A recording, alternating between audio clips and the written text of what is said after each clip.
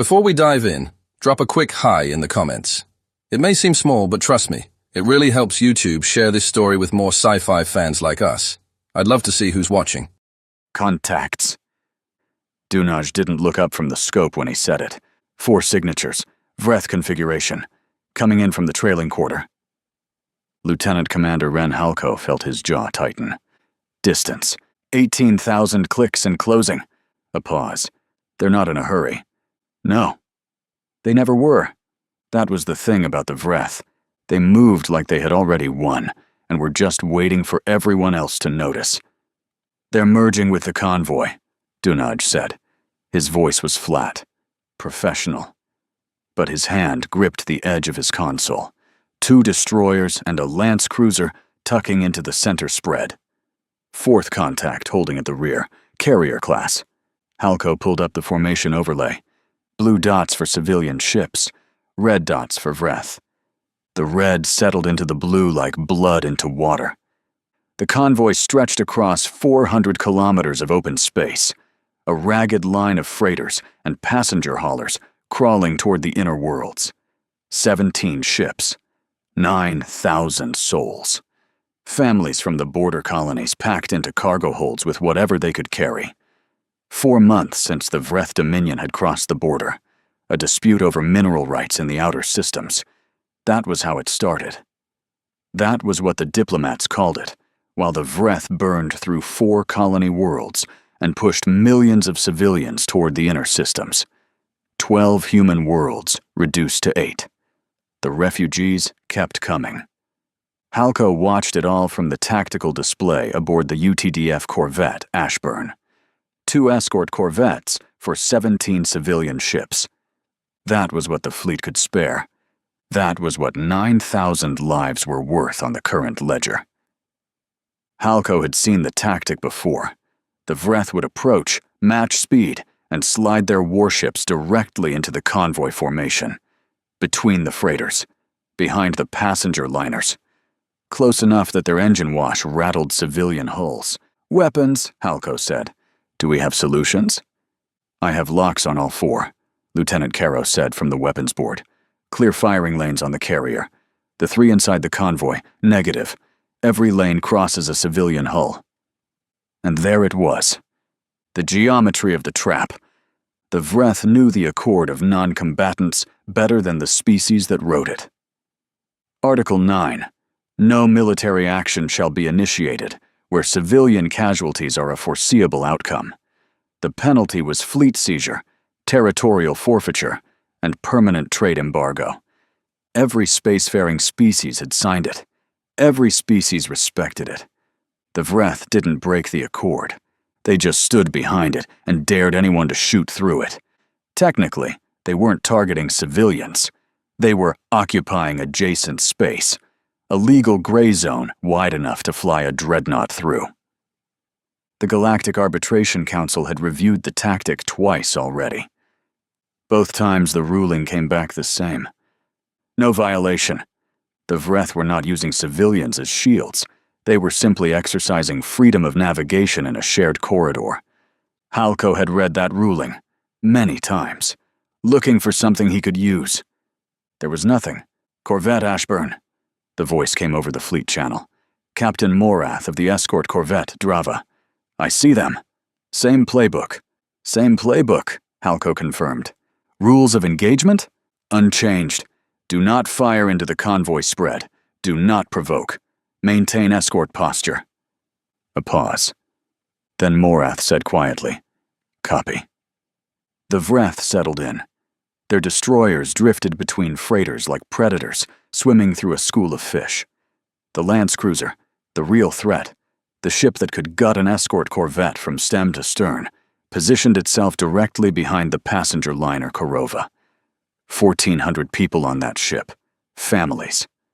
The Vreth cruiser's plasma lances were powered up and aimed forward, using the Korova's bulk as a screen. Halko watched the display and did nothing, because there was nothing to do.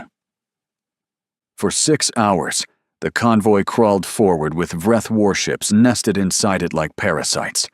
The civilian captain sent tight beam messages to the Ashburn, frightened, angry, asking why the escorts weren't doing anything. Halko had no answer that would make sense to a cargo pilot with 300 refugees in his hold and a Vreth destroyer close enough to scrape paint off his hull. Then the Vreth opened fire. It happened fast. The Lance cruiser behind the Korova fired its main battery, not at the convoy, but at a UTDF patrol group that had entered the corridor 12,000 clicks ahead. 2 patrol frigates running a standard sweep. The plasma lances reached out from inside the convoy formation like arms through a crowd, threading between civilian hulls. "Contact! Vreth weapons free!" Dunaj's voice cracked. "They're engaging the patrol group from inside the spread." Halko saw it on the display. The patrol frigates were taking fire. One was already venting atmosphere. The Vreth destroyers inside the convoy opened up a second later. Secondary batteries, targeted and precise, cutting across the civilian formation to hit military targets on the far side. "Weapons, can you return fire?"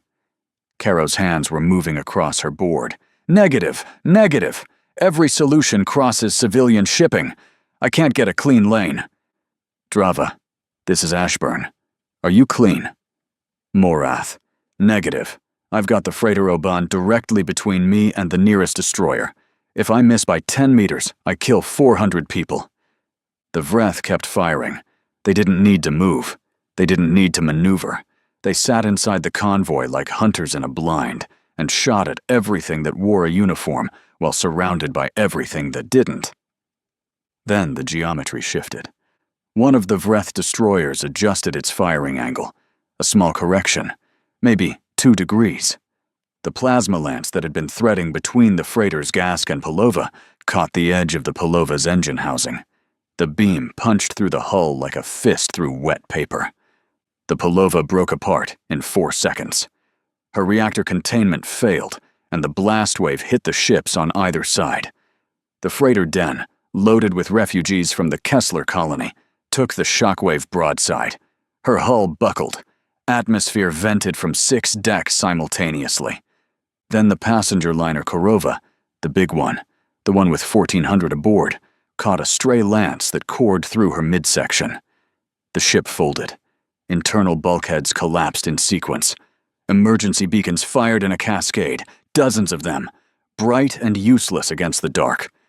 2,400 people died in the Marin 4 corridor in under 4 minutes. But the Vreth did not stop firing. Their lances continued to reach through the shattered convoy toward the patrol frigates beyond. The beams crossed the civilian formation again and again, while the ships scattered and collided, drives failing, hulls rupturing as debris and shockwaves tore through the line. Halko stood at his display and watched the blue dots begin to vanish. 1, 3, 7, 12. Some blinked out all at once. Others faded slowly as hulls ruptured and reactors died. Each one a ship, each ship a city, each city gone. The Vreth ceased fire 90 seconds after the patrol frigates were destroyed. Mission complete. They pulled out of the convoy formation at standard cruise speed, unhurried, and rejoined their carrier at the rear. No communication. No acknowledgement of what had just happened. The corridor was silent, except for distress beacons. "Ashburn to all convoy ships." Halko's voice was steady. He made it steady. "Begin search and rescue. All hands." There was almost no one to rescue. The GAC observer arrived 11 days later. Divan of the Tassari moved through the debris field in a survey shuttle, documenting. The Tassari were considered ideal neutral observers. Their translucent skin displayed their emotions in bioluminescent patterns that couldn't be faked, which made them trusted arbiters.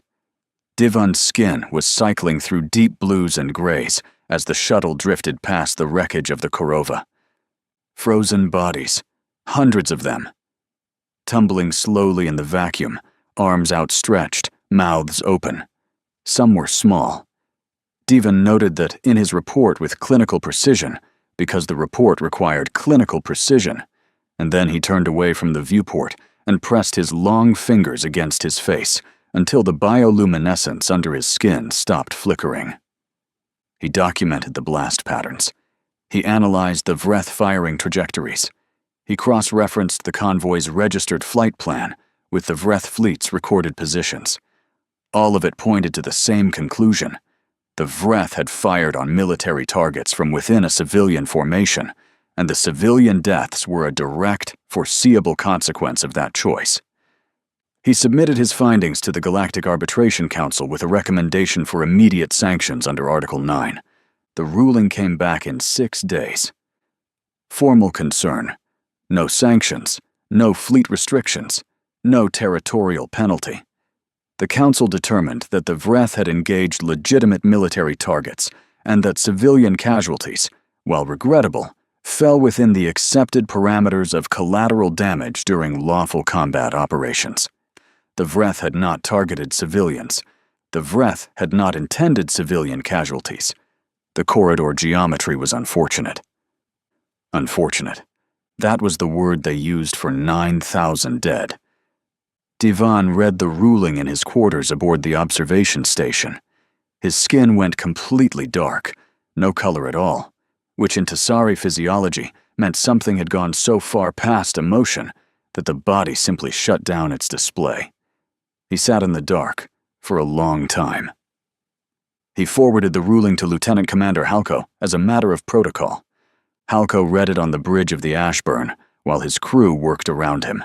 He set down the datapad.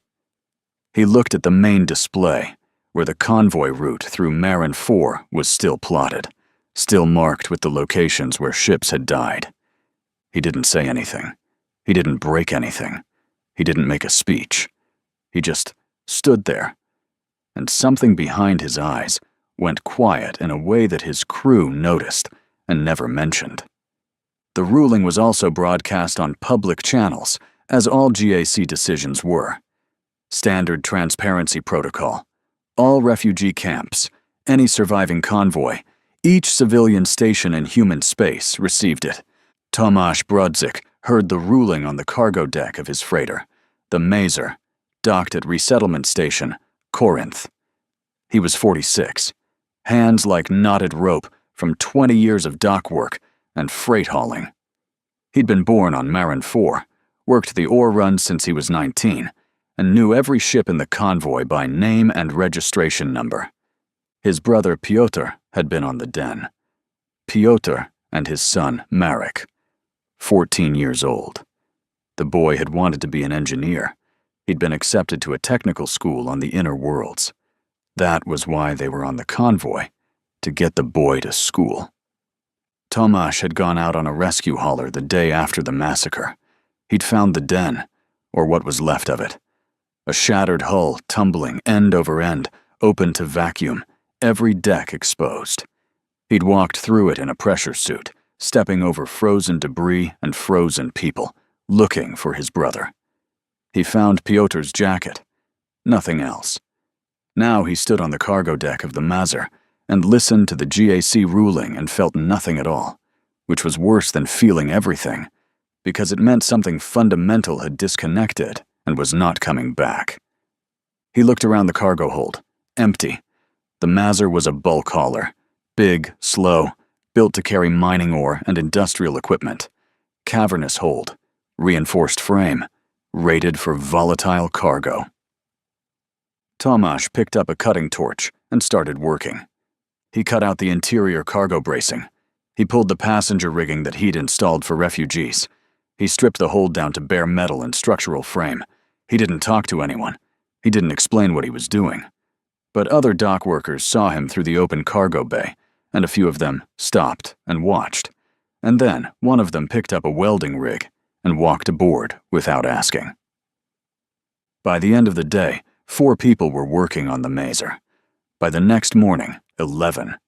They brought scrap metal from the station's recycling yards, industrial fertilizer from the agricultural stores, compressed gas canisters from the mining supply depot, ball bearings, bolts, chain links, anything dense, anything sharp, anything that would become lethal when propelled by a blast wave. Nobody called it a weapon. Nobody said the word out loud. But everyone on that dock knew what a cargo hold full of shrapnel and mining explosives was for. And the Mazar wasn't the only ship. Across the refugee network, on stations and colony worlds, and in the holds of drifting freighters, the same thing was happening. No orders, no organization, no chain of command. Civilian communications channels, the old merchant shorthand that freight haulers use to coordinate docking and cargo transfers, started carrying new traffic, coded, fragmented, discussing tonnage and yield and optimal dispersal patterns. Ren Halko picked up the chatter on the Ashburn's communication array during a routine sweep. He sat with his headset on for a long time, listening to freight haulers and dock workers and refugee camp supervisors talk in half sentences about things that had nothing to do with cargo. He recorded it. Standard protocol required him to flag it and forward it to UTDF intelligence. He deleted the recording. He tuned the Ashburn's comms to a different frequency and never mentioned it to anyone. On the Vreth command vessel Symmetry of Purpose, Ordinator Savul Thit reviewed the Marin 4 after-action report with satisfaction. His 4 upper limbs arranged data crystals on the planning surface while his lower arms remained folded, a posture of intellectual ease. The faceted eyes processed the tactical overlay in ultraviolet shifted detail that human eyes would never see. The engagement had been textbook. 2 human patrol frigates destroyed. Fleet losses, 0. The civilian casualties were noted in the report as an environmental variable, listed under terrain effects, the same category as asteroid interference or solar radiation. Savul Tet's aide, a second-caste logistics officer, flagged an anomaly in human-civilian traffic patterns. Several freighters registered as bulk haulers had altered their cargo manifests in the past week. Supply transfers at refugee stations had increased. The aide suggested further monitoring. Savul Thet clicked dismissively, a sharp, descending harmonic that his translator didn't bother to convert because the contempt was universal. Resource-adjacent fauna, he said. Displacement behavior. They hoard supplies when frightened. It is documented in their species profile. He returned to planning the next fleet advance. The inner human worlds were within reach. 3 more months and the campaign would be complete. The humans had no fleet capable of stopping him, and their own laws prevented them from engaging his ships in any formation that mattered. The war was already won. The rest was just geometry. He did not look at the civilian traffic data again. 3 weeks after the Marin 4 massacre, resettlement station Corinth smelled like chemical burn and hot metal. The ventilation systems couldn't keep up. Nobody complained. Nobody cared. Tomasz Brodzik walked the lower cargo decks of the station with a manifest in his hand. Not a cargo manifest, though it was formatted like one. Old merchant shorthand. Tonnage, yield ratios, dispersal patterns. Anyone who read it without knowing the codes would see a routine supply transfer document. Anyone who knew the codes would see a target list. The camps had changed. 3 weeks was all it took. The refugee population on Corinth alone was 40,000. Miners, engineers, freight operators, dock workers, fabricators, chemists, people who built things for a living, people who understood pressure tolerances, chemical reactions, structural failure points, people who had lost families in the Marin 4 corridor and received a GAC ruling that told them those deaths were unfortunate. They got to work. Section 9 of the lower deck had been a family housing block. Now it was a chemical processing line, household cleaning agents broken down into base compounds and recombined into corrosive mixtures that could eat through Vreth plating in under 30 seconds. A former industrial chemist named Dahl ran the operation. He'd lost his daughter on the Korova. He didn't talk about it. He measured reagents with steady hands and filled pressurized canisters with something that had no name, but had been tested on a piece of salvaged Vreth armor plating. The chitin had dissolved like sugar in water. Section 12 was fabrication.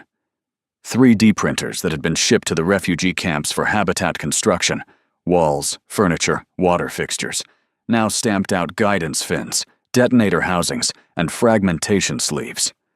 The print files were shared across the civilian network in encrypted bursts disguised as entertainment media downloads.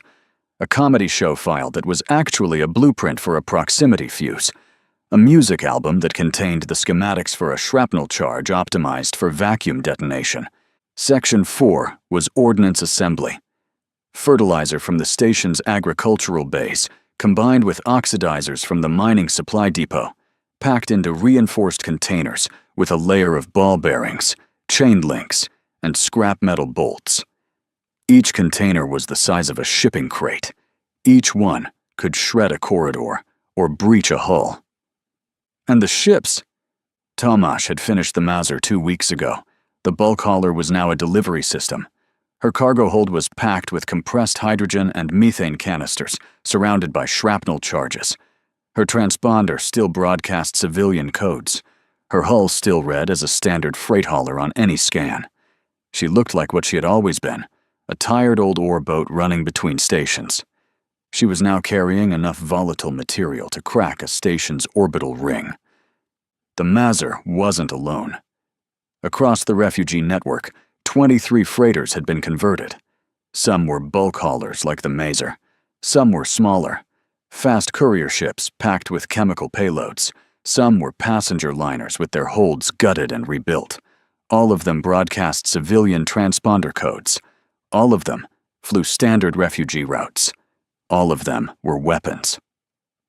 Tomasz met with 11 others in a maintenance bay on Corinth's lower ring. Not a war council. There were no ranks in the room, no uniforms, no chain of command. A dock foreman, 2 freight captains, a mining engineer, a water treatment technician, a retired cargo inspector who knew every supply route in the contested systems. They stood around a workbench covered in navigation charts and spoke in short sentences. Vreth Supply Depot, Tessana Orbit. The retired cargo inspector, a man named Gruber, tapped the chart. Fuel and munitions transfer point, 3 orbital platforms, light patrol screen, 2 corvettes, rotational. Civilian traffic in the area? Tomasz asked. Heavy. Refugee convoys pass through Tessana every 40 hours on the way to the inner worlds. Vreth patrols don't screen them. They scan for military transponders and ignore everything else. They don't check cargo? Never have. Civilians aren't combatants. Their doctrine doesn't have a category for it. Silence. Then Tomasz. Who's going? A freight captain named Vasaro raised his hand. 52. Gray beard. Bad knee. He'd hauled construction materials for 30 years. His wife had been on the Palova. My ship's loaded. I know the Tessana approach. I can drift in with the next convoy wave and break off at the terminal point. You're not coming back from this. I know what I'm not coming back from. Vasaro shook hands with the people in the room and left to prep his ship. The freighter Candria entered the Tessana system, broadcasting standard civilian transponder codes, running in the wake of a refugee convoy. She was a mid-size cargo hauler, scarred and ordinary. Vreth patrol corvettes scanned her at the system boundary. Military transponder, negative. Weapon signature, negative. Cargo manifest, mining equipment, and personal effects. The corvettes logged her and moved on. Vasaro flew the Candria alone. He'd sent his crew off at Corinth. This was a one-man job, and he'd decided that weeks ago. The ship drifted through the system on a standard freight approach, angling toward the Vreth supply depot in high orbit above Tessana's 4th moon. 3 platforms linked by docking spars, surrounded by fuel tankers and munitions barges. The heart of the Vreth supply chain for the entire forward campaign. At 1,200 kilometers, Vasaro adjusted his heading. Slight correction. Nothing that would trigger an alert on Vreth sensors. He was just a cargo ship adjusting for orbital insertion. Standard procedure. At 400 kilometers, the lead Vreth corvette hailed him. Routine check. Vasaro responded with a standard freight acknowledgement. Destination, cargo, registration number. The corvette cleared him. At 80 kilometers, Vasaro armed the detonation sequence. The Candria's hold was packed with compressed hydrogen, methane, and fluorine compounds, volatile mining gases that were legal cargo on any civilian manifest.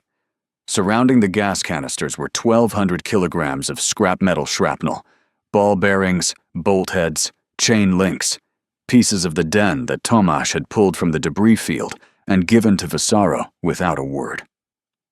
At 6 kilometers, the Vreth corvette noticed the Kandria wasn't decelerating. A hail went out. No response. Then another. The corvette began to turn. Vasaro sent one transmission on an open channel. Not to the Vreth, to the network. Kandria, on station, for the den.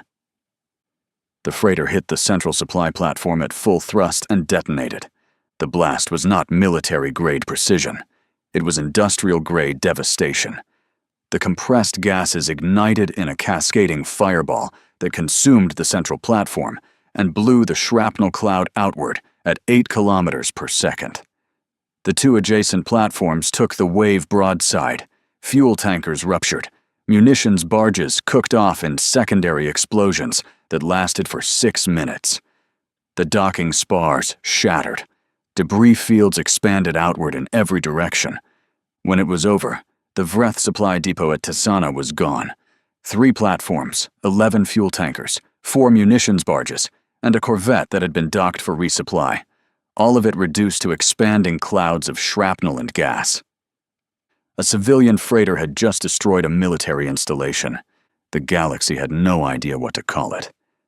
Ordinator Savul Thet received the Tessana report aboard the Symmetry of Purpose, and for the first time in his career, he did not immediately begin planning a response. He stood at the tactical display, all 6 limbs motionless, faceted eyes processing the damage assessment, and said nothing. His aide provided the analysis. A civilian freighter, no military transponder, no weapon signature, standard cargo manifest. It had passed through 2 patrol screens without triggering a single alert. It had destroyed a supply hub that served the entire forward campaign. How? Savultet said. Not a question, a demand. The vessel was loaded with volatile mining gases, legal civilian cargo. The detonation yield was consistent with approximately 900 cubic meters of compressed hydrogen and fluorine compounds, combined with a fragmentation payload of metallic debris. Metallic debris, scrap metal, ball bearings, industrial fasteners. Savul Thet's lower arms unfolded, an involuntary stress response that he corrected immediately. His clicking undertone shifted to a higher register that his aide recognized as agitation. One ship, the aide ventured. An anomaly, a single act of desperation. Pull the civilian traffic data for the last 20 days. The aide compiled it. Savul Thet studied the patterns. Human civilian freighters, dozens of them, moving through contested systems on refugee routes, standard cargo manifests, standard transponder codes. Any one of them could be what the Kandria had been. Or none of them. There was no way to tell without boarding and inspecting every single vessel, and the Vreth fleet did not have the patrol capacity to screen hundreds of civilian ships while maintaining a forward campaign. Savul Thet submitted a request to Vreth High Command, reclassify human civilians as potential combatants, authorize unrestricted screening, and, if necessary, preemptive engagement of civilian vessels in contested space. The response came in 2 days. Denied. Reclassification would constitute an admission that the Vreth campaign had provoked a civilian insurrection, a political impossibility. The Dominion's position before the GAC was that the human conflict was a conventional border war being won through superior strategy. Acknowledging that civilians were now active combatants would undermine 6 months of diplomatic framing. Savul Thet read the denial and understood that he was now fighting a war his own command structure would not let him recognize. He ordered increased patrol density around supply installations. It was the only measure available within existing doctrine. His lower caste officers implemented it slowly because rapid tactical adaptation required authorization chains that moved at the speed of bureaucracy, not war. GAC observer Divan watched the Tisana footage from his quarters on the observation station. His translucent skin was shifting through colors he couldn't control. Amber, to deep violet, to white. Fear. Grief. Something he didn't have a Tassari word for. A civilian ship had destroyed a military target. The Accord had no provision for this. The entire framework assumed that civilians were passive populations to be protected, not weapon systems to be deployed. The Vreth had exploited that assumption for months. Now humanity had shattered it from the other side. Divan opened a new file. Not a report for the GAC. He'd lost faith in that institution the day they'd ruled 11,000 deaths as unfortunate. This file was personal. A record. He began writing what he titled Observations on the Collapse of the Non-Combatant Doctrine. He wrote, "The Accord assumed that civilized species would maintain the boundary between soldier and citizen. It did not account for what happens when one side erases that boundary by exploitation, and the other side erases it by necessity. The Vreth made civilians into shields. Humanity made civilians into swords. The Accord is now a document describing a world that no longer exists." He saved the file and sat in the dark. The strikes continued. Over the next 2 weeks, 7 more converted freighters hit Vreth targets across 4 systems: a fuel depot over Kessler, a communications relay in the Heron Belt, a staging platform above Vreth-held Marin 4, the same system where the convoy massacre had happened. Each attack followed the same pattern: civilian freighter, standard transponder, legal cargo manifest, no military signature, drifts into range, detonates. The Vreth couldn't screen for it without boarding every civilian ship in contested space, and they didn't have the resources to do that and fight a war at the same time. The Vreth adapted the only way their doctrine allowed. They started firing on civilian ships that deviated from expected flight paths, course correction too sharp, approach vector too direct, deceleration profile inconsistent. Any anomaly became a death sentence. They killed 6 civilian freighters in 10 days. 4 of them were actual refugee ships, unarmed, carrying families. The course deviations that triggered the Vreth guns were caused by engine malfunctions, navigation errors, and a pilot who'd fallen asleep at the helm. 812 more civilians dead, not from a battle, from a flinch, and every one of those deaths created more volunteers. The dock workers on Corinth, the mining crews on Pellis Station, the fabricators on the inner colony worlds who'd thought the war was far away until they saw the footage of refugee ships burning because a Vreth gunner got nervous. People who had been sitting in camps waiting for the war to end now walked into cargo bays and asked where they could be useful. The network grew. Not because anyone recruited, because the Vreth kept providing reasons. Ren Halko, still running convoy escorts through contested space, began feeding information to the network through channels so indirect that even he couldn't trace them back to himself.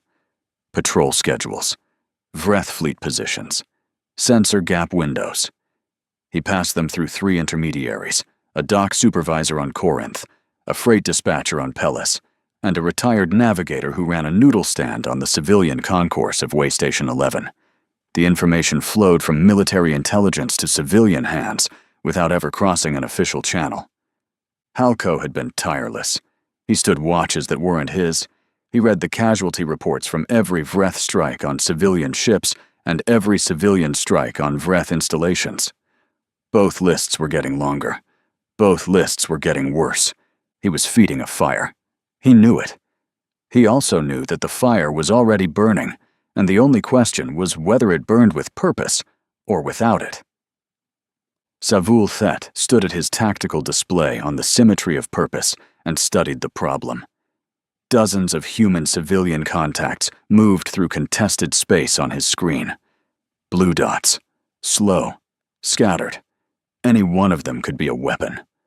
Most of them were genuine refugees, frightened families in cargo holds, trying to reach the inner worlds. He couldn't tell which was which. His scanning technology could detect military hardware, weapon signatures, and encrypted communications. It could not detect fertilizer bombs, compressed mining gas, or ball bearings in a cargo hold, because none of those things were weapons until the moment they were. His request for reclassification had been denied. His patrol screens were stretched thin. His supply chain was bleeding from 8 successful strikes, with no guarantee that more weren't already in transit.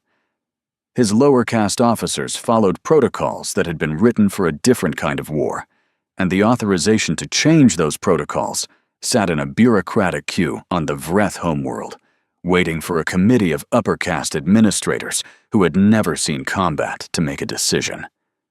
Savul Thet looked at the blue dots on his display. Resource-adjacent fauna. That was what he'd called them. Displacement behavior. That was how he'd classified their activity. He didn't use those words anymore. He didn't have new words yet. His doctrine didn't provide them. The blue dots kept moving. The signal went out at 6 o'clock station time on a Tuesday. No encryption, no military codes. Just 3 words in old merchant shorthand broadcast across the civilian network. Market day, opening. 31 ships moved within the hour. Across 6 systems, in contested space and Vreth-held territory, civilian freighters broke from convoy routes and refugee lanes and turned toward their targets. Bulk haulers, courier ships, mining shuttles, a passenger ferry that had been gutted on Pellis Station and rebuilt as a fragmentation platform, all of them broadcasting civilian transponder codes, all of them running legal cargo manifests, all of them carrying enough volatile material to crack orbital infrastructure. Tomasz Brodzik stood on the cargo deck of the Mazar at Waystation 11, watching the network reports come in on a handheld communicator. Names and ship registrations scrolling past. People he knew. People he'd worked beside in the cargo bays of Corinth. People who were now flying toward Vreth targets and would not be flying back. Not all of them. Some ships were rigged for remote detonation, a trick the mining engineers had figured out using autopilot systems and proximity triggers. Fly the ship to the target zone, bail out in an escape pod, let the autopilot do the rest. It worked about 60% of the time. The other 40% required someone to stay at the helm. Tomasz watched the names scroll and knew which ones were staying. The Vreth picket line at Heron Station detected the first wave at extreme range. 6 civilian contacts inbound on non-standard approach vectors. The duty officer, a third-caste tactical monitor, flagged them and requested instructions from the fleet commander. The request traveled up the authorization chain. 4 minutes for the first acknowledgement. 6 more for a targeting decision. By the time the order came back, 2 of the freighters had already reached detonation range. The first ship, the courier Pelin, hit the station's fuel transfer arm and blew it clean off the structure. The blast wave rippled through the docking ring. Fuel lines ruptured. Secondary fire spread through 3 sections before suppression systems engaged. The second ship, a mining shuttle with no name, just a registration number, detonated against the station's communications array. The array disintegrated. Heron Station went dark on every Vreth command frequency simultaneously. 4 more freighters were still inbound. The Vreth corvettes guarding the station opened fire. They hit 2. Both were weapon ships. The detonations happened short of the target, but still threw shrapnel clouds across the station's orbital zone, shredding sensor equipment and docking clamps. The remaining 2 freighters reached the station's main hull. Both detonated. Heron Station broke apart in a slow, grinding collapse that took 11 minutes, each section folding into the next as structural supports failed in sequence. 1 Vreth installation down, 30 minutes into market day. Across the Vreth-held systems, the reports came in cascading. Kessler system, 3 freighters hit the orbital munitions depot. 2 reached the target. The depot's magazine cooked off, and the blast was visible from the planet's surface. Marin 4. 4 ships targeted the staging platform that the Vreth had built over the same corridor where the convoy massacre happened. The lead ship was intercepted and destroyed at range. The second was hit, but continued on a ballistic trajectory and detonated against the platform's lower docking structure. The third and fourth reached the upper ring. The platform split in half. Tisana, a replacement supply hub, hastily constructed after Vasaro's strike weeks earlier, took 2 freighters simultaneously from opposite approach vectors. The Vreth patrol screen caught one.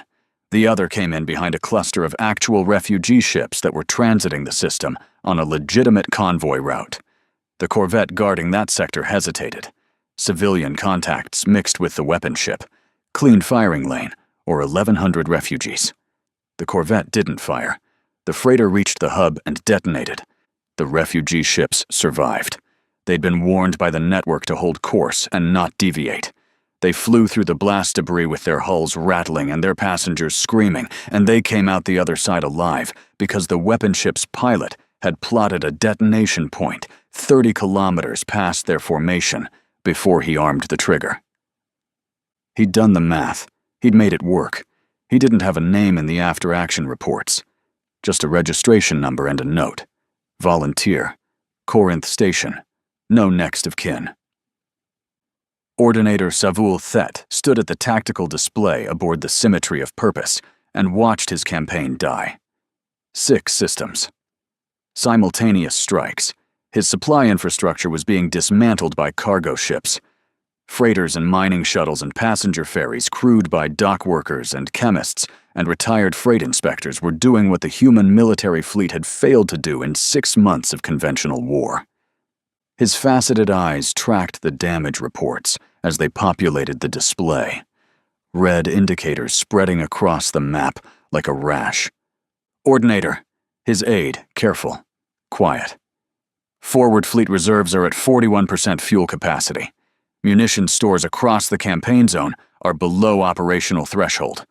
Without resupply from the Tasana or Heron hubs, both destroyed. Yes, Ordinator. Savul Thet's upper arms moved across the tactical display, pulling data, searching for options. His lower arms were rigid at his sides, locked, clenched. The chitin plates along his forearms raised in a threat posture that was entirely involuntary and directed at nothing. He could not resupply. He could not advance. His patrol screens were overwhelmed. His authorization chains were too slow. His doctrine had no category for what was happening, because what was happening was not supposed to be possible. Civilians did not fight wars. That was the foundational assumption of Vreth strategic doctrine, of the Accord of Non-Combatants, of 600 years of galactic conflict management. Civilians fled. Civilians suffered. Civilians were terrain. They were not combatants. They could not be combatants. The concept was architecturally incompatible with every framework the Vreth used to understand warfare, and yet his campaign was burning. "Pull the fleet back," Savul Thet said. "All forward elements. Consolidate around the primary battle group. Clear the civilian shipping lanes. I want separation between our assets and every human contact, military or civilian." His aide hesitated. "Ordinator, if we abandon the shipping lanes, human-civilian traffic will move freely through." "I know what it means. Execute." The Vreth fleet pulled back. Warships that had spent months nestled inside human convoy formations, sheltered behind human families, now retreated to tight defensive clusters around their remaining assets. They gave up the transit corridors.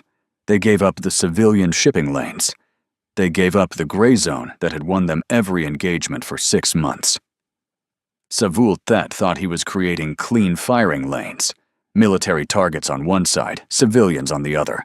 Order restored. Geometry corrected. He was wrong. The network saw the withdrawal within hours. Civilian ships moving through the transit corridors reported Vreth warships pulling back, consolidating, clustering. The lanes were open. For the first time since the war began, civilian freighters could move through contested space without Vreth warships breathing on their hulls. Tomasz Brodzik received the reports on the Mazur, now positioned in the staging area behind Waystation 11. He read them twice. Then he pulled up the navigation charts for the Vreth forward fleet anchorage, the main body of Savul Thet's battle group, now consolidated in a tight formation above the gas giant Dreva 6. The anchorage was where the Vreth fleet lived. Dreadnoughts, carriers, lance cruisers. The warships that had burned through 4 colony worlds and killed 11,000 people in the Marin 4 corridor. All of them now pulled together in one place, surrounded by clean space, with clear firing lanes in every direction. Clean firing lanes that worked both ways. Tomasz keyed the network frequency. "This is Mazur. I need every converted ship that can reach Dreva within 16 hours. Full payload, mixed formation." The responses came back. 14 ships. "Mixed formation," he repeated. "Weapon ships and clean ships together. Tight spread. I want them guessing." He'd learned the lesson from the Vreth. If you can't tell which ships are dangerous, all of them become dangerous. If you can't fire without risking innocence, you can't fire at all. The Vreth had used human civilians as shields. Tomasz was going to use the same geometry. Weapon ships hidden among clean ships. The Vreth would see 14 contacts inbound and know that some of them were bombs and some of them were bluffs, and they would have no way to tell which was which without killing all of them. Their own tactic. Turned around. Handed back. The formation entered the Dreva system broadcasting on open channels. No stealth. No deception. 14 civilian freighters in a loose spread, heading directly for the Vreth fleet anchorage. Tomasz broadcast on the same open frequency the Vreth had used to ignore every convoy they'd sheltered behind for 6 months. Vreth fleet anchorage. This is the civilian vessel Mazur and associated formation. We are transiting this space under the accord of non-combatants. We are unarmed civilian ships exercising freedom of navigation in a shared corridor. The same words, the same legal framework, the same gray zone. On the symmetry of purpose, Savul Thet heard the transmission and understood immediately what was happening. His clicking rose to a frequency that made his aide step back. "They're using our doctrine. Ordinator, should we fire?" 14 contacts on the display. Savul Thet could destroy all 14 and guarantee the weapon ships died. He would also kill the crews of the clean ships, unarmed civilians exercising freedom of navigation. He would become the thing the Accord was built to prevent. On an open channel, with the entire galaxy listening. Or he could hold fire and let the formation through, and gamble that his point defense systems could intercept the weapon ships once they broke formation and accelerated toward the anchorage. But point defense was designed for missiles and strike craft, not freighters. The targeting algorithms didn't know how to classify a bulk hauler as an incoming threat. "Ordinator?" Savul Thet hesitated. 3 seconds. 5. The formation was closing. "All batteries, target the formation. Fire!" The Vreth fleet opened up. Plasma lances and point defense batteries filled the space between the anchorage and the incoming freighters with a wall of energy and metal. 6 freighters died in the first salvo. 3 were clean ships, empty hulls, skeleton crews, unarmed. 3 were weapon ships that detonated short of the anchorage, throwing shrapnel clouds across the Vreth formation, but causing only superficial damage. 8 freighters remained. They scattered. The clean ships broke high and low, pulling Vreth fire away from the center. The weapon ships drove straight in. 2 more weapon ships were hit and detonated, close enough now that the blasts rocked the outer screening vessels. A Vreth destroyer lost its sensor array. A corvette took shrapnel through its engine housing and went dark. The Mazur drove through the center of the formation. Tomasz was not aboard. He'd transferred to a clean ship at the staging area and handed the Mazur to an autopilot rig built by a mining engineer from Pellis Station. The rig was simple. Hold course, maintain speed, detonate on proximity. The Mazur hit the anchorage's central fuel depot at full thrust.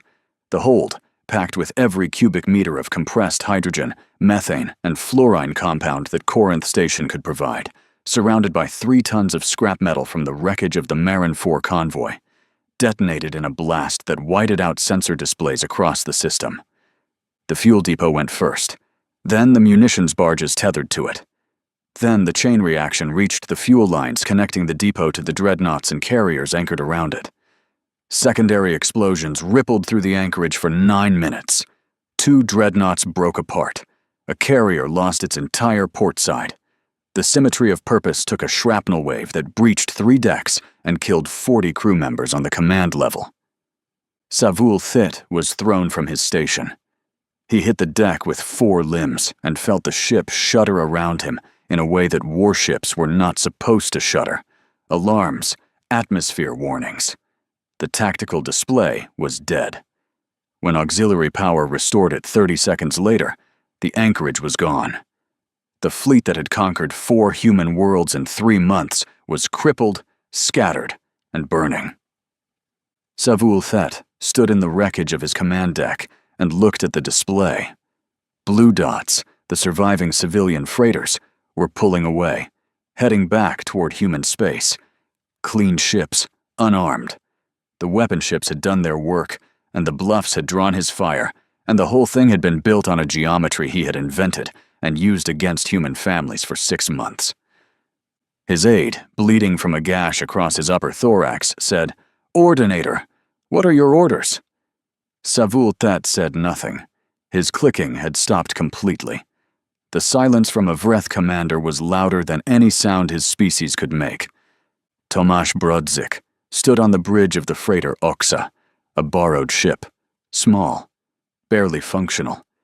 He was burned.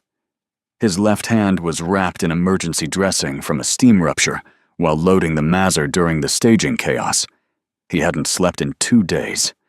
He looked like what he was, a dock worker who had stumbled into a war and fought it with the only things he had. The network reports came in. The anchorage was destroyed. The Vreth fleet was crippled. The forward campaign was over.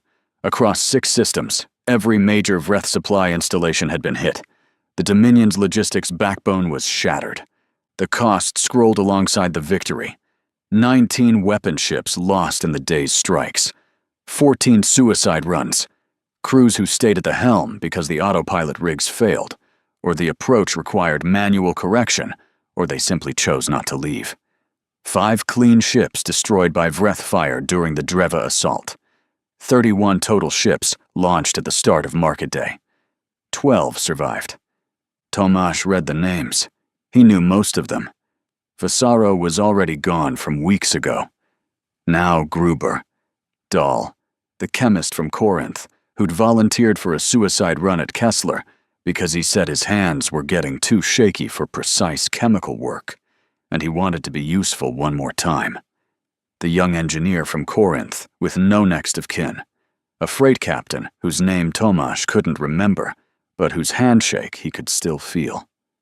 He set down the communicator. He stood in the bridge of the Oksa and looked at the viewport.